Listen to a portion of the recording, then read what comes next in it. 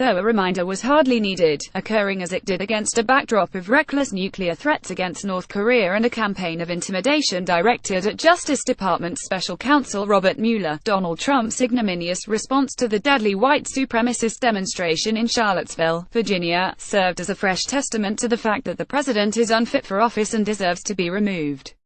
Went to Sunday Mass, prayed for the people of Charlottesville, healing in America, and Bob Mueller, that he hurries the hell up. Folded hands, light skin tone. Ana Navarro. Ana Navarro, August 14, 2017. It is possible to imagine circumstances under which a Republican Congress would impeach a Republican president, but not for conduct they have already decided to look past, including conduct reported to be in Mueller's files.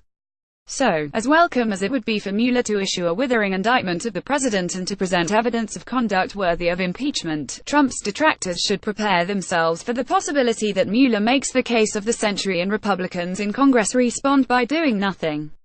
Though it didn't end his presidency as it rightly should have, Charlottesville did expose and deepen Trump's real political vulnerabilities. Only a few dead-end loyalists and paid employees defended Trump after he essentially sided with racists over counter-protesters. Most leading Republicans issued statements, in implicit contrast to Trump, against white supremacy. Some condemned the president directly. Very important for the nation to hear it. POTUS describe events in Charlottesville for what they are, a terror attack by white supremacists. Marco Rubio. At Marco Rubio, August 12, 2017. Others insisted Trump's Justice Department launch a federal civil rights investigation of the murder of Heather Heyer, who was run down by a Nazi sympathizer behind the wheel of a speeding car. The Justice Department announced late Saturday that it was doing just that.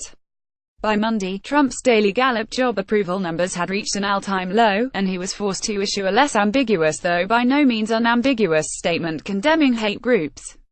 Racism is evil, he said, and those who cause violence in its name are criminals and thugs, including the KKK, neo-Nazis, white supremacists and other hate groups that are repugnant to everything we hold dear as Americans. Though better concealed, the coded language embedded in this statement was apparent to white supremacists, too. Donald Trump's most recent condemnation of racism was also good and was appropriate as the head of our entire country, American Freedom Party leader William Johnson told TPM. I note that he condemned all racism, including that coming from the KKK and neo-Nazis. The use of the word including indicates that he believes there is a larger, overarching source of racism besides those groups named. Incidents like these trace the path to a near-term future in which Trump's approval ratings slide below 30% and elected Republicans finally see their way clear to letting Trump go. But by then, they will have already made their peace with a stunning quantity of misconduct. Even in breaking with Trump this weekend, most congressional Republicans chose not to see his actions as disqualifying, and aimed instead to pressure him into making a better statement, so they could put Charlottesville behind them. In the course of Trump's short presidency, these same Republicans have already looked past his self-enrichment, his potentate-like deputization of his children as U.S. emissaries, his firing of FBI Director James Comey, along with other extraordinary efforts to quash or interfere with the federal investigation of his campaign's involvement in Russian efforts to subvert the election on his behalf, evidence that his son-in-law, and campaign manager were eager to collude with the Russian government to sabotage Hillary Clinton's campaign, and an impulsive threat to preemptively nuke North Korea. That is just a partial list. It will be very difficult for Republicans, if they ultimately decide Trump should be removed from office, to cite any of these offenses as grounds for impeachment proceedings months after they decided they were merely worthy of statements of concern.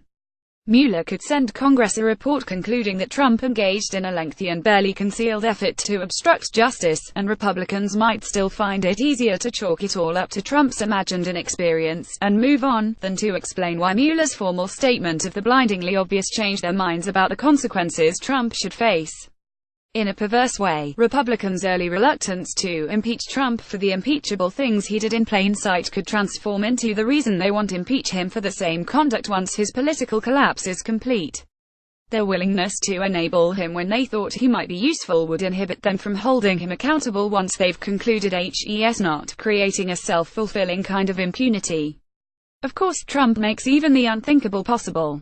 He could commit a brand new raft of offenses severe enough to give Republicans an off-ramp if they're looking for one. Alternatively, Mueller could uncover a level of wrongdoing none could have predicted and nobody can defend. but ending the Trump presidency speedily is by and large a political project, and a daunting one. The serene faith that Mueller can make Republicans do what Trump's naked unfitness hasn't done already is a blind and self-defeating one.